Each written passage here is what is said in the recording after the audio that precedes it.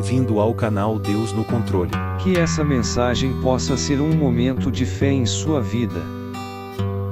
Você sabe que hoje eu estava conversando em casa e a gente estava num assunto de um acontecimento que envolve uma pessoa que nós amamos muito, uma dificuldade, um sofrimento que atravessou, uma perda.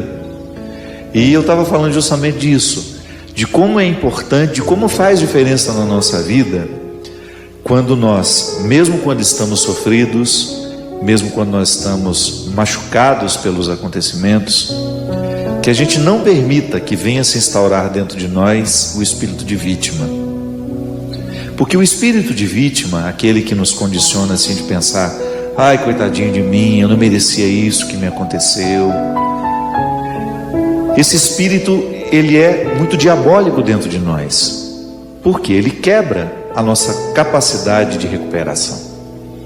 Toda vez que eu acho que a vida foi injusta comigo, toda vez que eu fico pensando que a vida está me devendo alguma coisa, eu naturalmente paraliso as minhas forças e tudo aquilo que possa me levar a ir adiante. E às vezes nós somos muito cruéis com a gente assim. Alimentamos por anos e anos e anos, sem perceber que estamos alimentando esse espírito de vítima. Então, se a cruz está pesada, não tem que reclamar da cruz, faz parte da minha vida. Se você for ver, todos nós aqui estamos de alguma forma carregando uma cruz. Você não é mais bonito que os outros. Por que você não teria de carregar uma também? E a cruz, ela está diretamente ligada ao que escolheram por nós ou que nós escolhemos. Não adianta. Agora fique tranquilo, é essa mesma cruz que lhe ajuda na travessia, quando você precisa chegar do outro lado. Pode observar, as pessoas mais interessantes que você encontrou pela vida são aquelas que souberam lidar bem com suas cruzes. São aquelas que não desperdiçaram a oportunidade de sofrimento que o sofrimento trouxe, de lhe fazer crescer, de lhe colocar um brilho nos olhos. E quando a gente começa a abandonar esse espírito que às vezes é diabólico, por que é diabólico? Porque quebra dentro de nós a harmonia. Diabolos, no grego, é tudo aquilo que nos separa, tudo aquilo que separa, tudo aquilo que quebra. Então eu tenho muitas vezes sentimentos diabólicos. Se eu fico olhando para a minha vida e me acho um pobrezinho, que foi vítima, coitadinho de mim, essa autopiedade, isso é diabólico, é um sentimento diabólico. Eu tenho mais é que arregaçar as mangas e ir atrás do que eu posso fazer ainda, e até mesmo reconhecer a parte que me cabe naquilo que não dá certo, porque às vezes é uma sequência de erros. Deu errado aqui, deu errado ali, e eu não tenho a coragem de começar a olhar para o jeito como eu tenho feito as coisas. Às vezes é uma desarmonia que antecede todos os outros erros, uma harmonia com a qual muitas vezes uma desarmonia com a qual muitas vezes eu estou acostumado e já não percebo mais os efeitos dela em mim.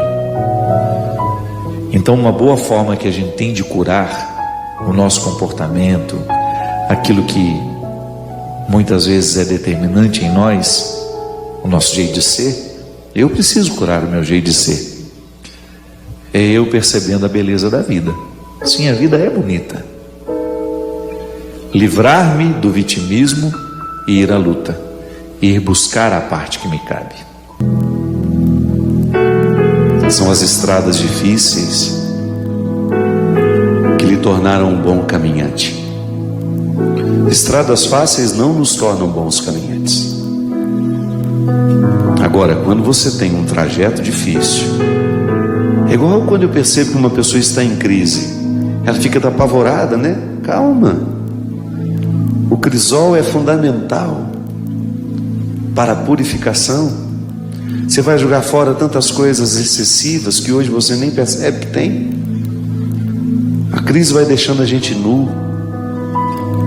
Você não vai poder reter o que não é daquela hora. A crise é fundamental para o nosso crescimento. A vida não nos deve nada, não. A vida é sempre bonita se a gente percebê-la assim.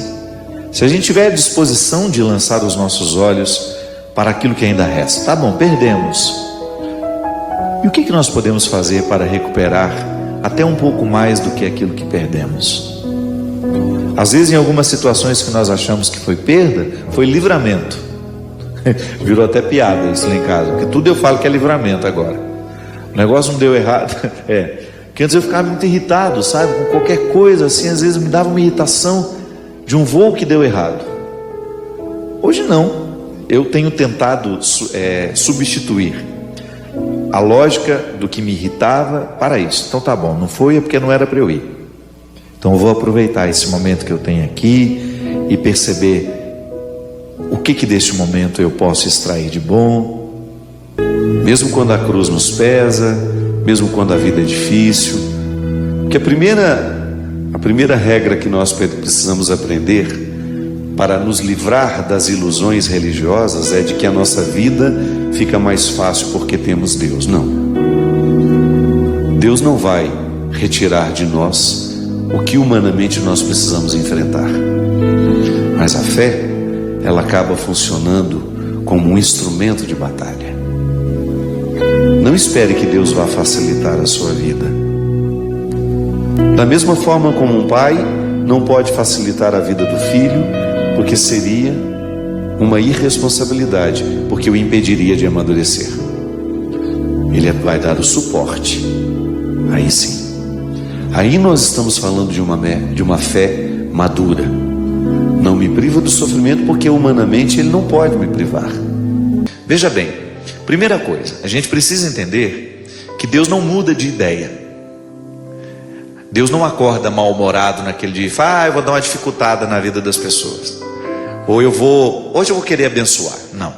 Deus não tem alteração naquilo que Ele é. Deus é sempre amor, bondade, misericórdia. Jesus nos revelou isso.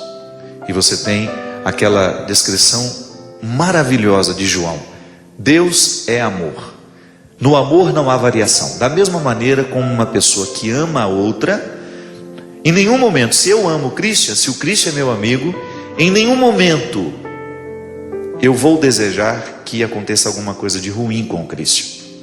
Então, o movimento de Deus para nós humanos é sempre dádivas, é sempre bem. Ele só nos faz o bem, Ele não nos faz o mal. Eu acredito mesmo que Deus nos ama e que Deus conhece todo o coração, e que é sempre uma satisfação dEle, é alegria para Deus poder resgatar cada um de seus filhos. Há tanta história aqui dentro de mim que me dariam o direito de dizer, nossa, vamos, Padre Fábio, coitadinho, que vida difícil. Não quero isso não. Eu quero diariamente recrutar o que a vida pode me oferecer, ainda que seja um fiozinho. Nele eu me agarro.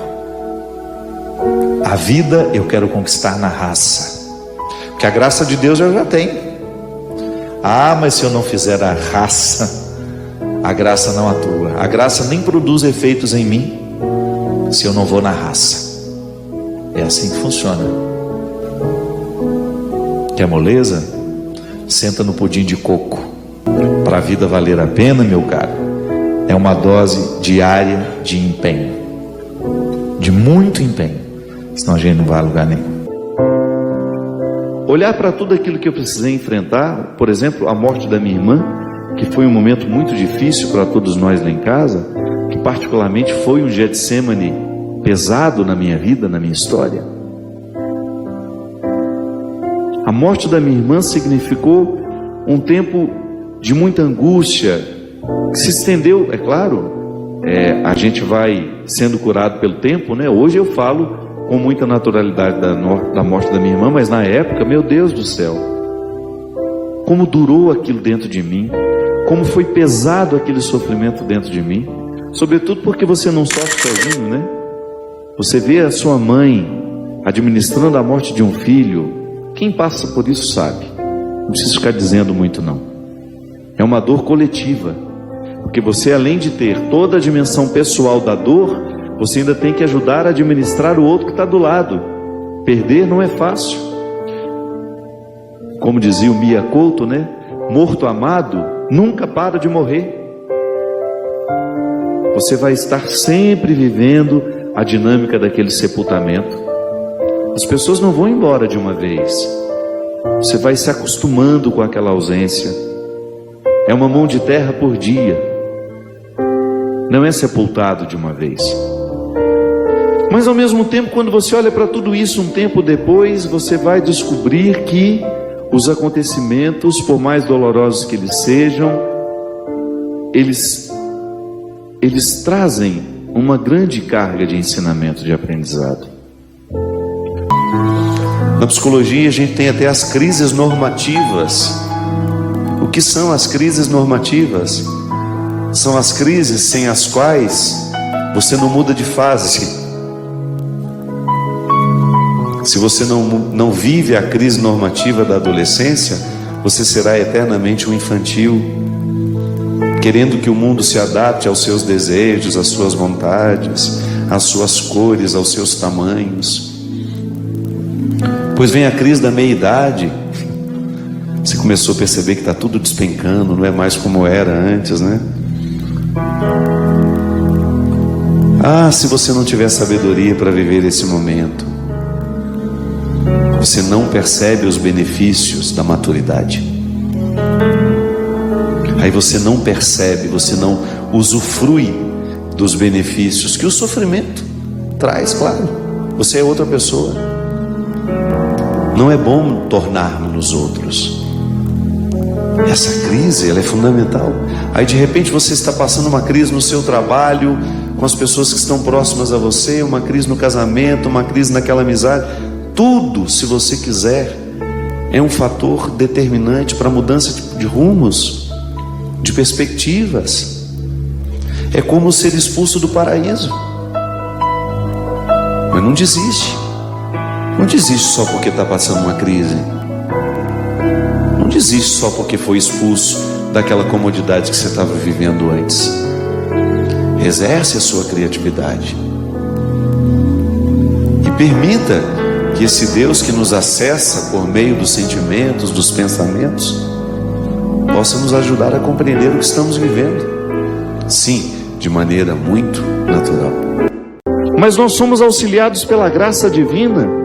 O Cristo glorioso está manifestado em mim, concedendo-me diariamente coragem e força, graças, para que eu tenha condições de vencer o pecado que me habita, que me puxa, que me arrasta.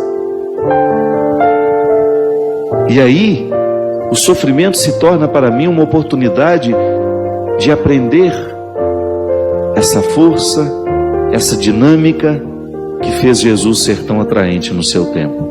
Sim, porque nós precisamos ser cristamente atraente aos que nos observam. A vida cristã que nós praticamos precisa ser atraente aos outros. E será atraente à medida em que ela for consistente, quando ela não for da boca para fora, quando ela for um valor internalizado em nós, quando ela for de fato uma maneira de pensar, um jeito de ser, que nos leva adiante, que nos faz estar no mundo e para o mundo com a mesma missão que Jesus esteve. Claro, nós somos muito limitados, mas foi Ele mesmo que nos disse que nós podemos fazer as mesmas coisas que Ele fez. Nós também podemos expulsar o demônio do mundo, nós também podemos expulsar a injustiça do mundo, nós também podemos proclamar a verdade e estabelecê-la como uma regra de vida. Basta a gente ter disposição de sofrer toda vez que for difícil ser assim. Não ter medo do sofrimento que nascerá desta opção cristã. Sim, para eu ser cristão, eu preciso sofrer diariamente os desafios da vida cristã. Mas o fruto é muito bom, porque a gente se torna uma pessoa muito melhor a partir dessa luta. Na vida de todo cristão é sempre Natal. É a oportunidade que nós temos de receber Jesus menino, de com Ele crescer, de encaminharmos-nos pelas vias dolorosas, até chegar ao significado mais profundo da ressurreição, que é justamente o desafio de mantermos-nos vivos enquanto vivos estamos. Pode parecer redundante, mas não é não. Tem muita gente viva que já morreu. Não é assim que funciona? O desafio da religião é justamente soprar vento dentro de nós, soprar o sopro que nos mantém vivos. É tão frutuoso você identificar na vida quais são as realidades que lhe mantêm vivo, quais são as situações que sopram alma no seu corpo.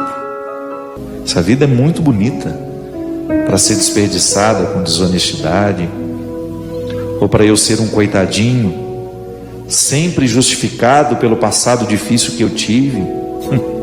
São escolhas. Eu planto um pé de laranja, eu não posso esperar colher morangos. Às vezes as pessoas plantam laranja e querem colher morango, e acham que Deus é obrigado a dar os morangos para ela. É só uma criada de vergonha na cara, e a gente vai ver que nós estamos pedindo o que não nos cabe pedir. E aí o oco do coração vai acontecendo naturalmente. Nós vamos ficando ocos por dentro, porque a vida é tão para fora, e tão pouco para dentro, que nós vamos perdendo a própria alegria interior. Então, vencer tudo isso para que a vida valha a pena, requer uma reflexão diária, requer um exercício diário de identificar onde é que nós de fato estamos nos exercendo. Sabe, e se nós não fizermos, se nós não arrancarmos de nós esse comodismo que nos torna ocos, bobos, fúteis e incapazes de transformar as realidades, nós perdemos a alegria da vida, porque o que nos faz sentir vivos é justamente quando nós estamos percebendo que nós contribuímos para um processo, porque essa tem sido uma característica dos nossos tempos. Nós estamos cada vez mais vazios, nós estamos indispostos aos conteúdos, nós estamos muito afeitos aos discursos breves, e com isso nós vamos causando um prejuízo humano, prejuízo humano terrível. E sabe que eu fico pensando que na vida nós somos muito carentes de situações que provoquem o nosso ser, porque às vezes a gente faz tanto, a gente trabalha tanto, nós caímos numa vida de tantas atividades que a gente corre o risco de viver sem conhecer o que a gente é, porque muitas vezes a vida prática estimula o nosso fazer e não o nosso ser. E é por isso que eu preciso ter os meus momentos de cultivar quem eu sou. É por isso que as religiões nos ensinam a meditação, o silêncio, a oração, a contemplação. E é por isso que a nossa maturidade humana depende dessas visitas que nós fazemos ao ser, porque é no ser que a gente modifica o que faz. Não adianta você querer modificar a sua ação se você não modificou a raiz que provoca essa ação. É muito mais profundo. Não adianta nada você tentar mudar uma atitude concreta e prática se você não modifica o motivo da atitude que está no ser. O ser é a casa de todos os motivos, não é? O amor nasce no ser. É por isso que aquilo que a gente realiza, os nossos gestos de amor, eles estão diretamente ligados ao nosso ser que ama. É por isso que o coração, quando ele está acostumado a amar, quando o ser se projeta sempre para a solidariedade, para o amor, para a fraternidade, ele vai ter muita facilidade de fazer o bem, porque de alguma maneira ele já está orquestrado por um motivo maior interior que o radica naquela situação. O gesto que eu faço, ele pode ser até bonito, pode ser até bondoso, mas pode não ter amor. Por quê? Porque falta muitas vezes uma conexão entre o meu coração e o meu gesto. Esse é o contexto das religiões. Quando nós saímos de casa na intenção de rezar, outra coisa nós não queremos senão soprar alma no nosso corpo. Buscar elementos, ritos que nos ajudem a viver.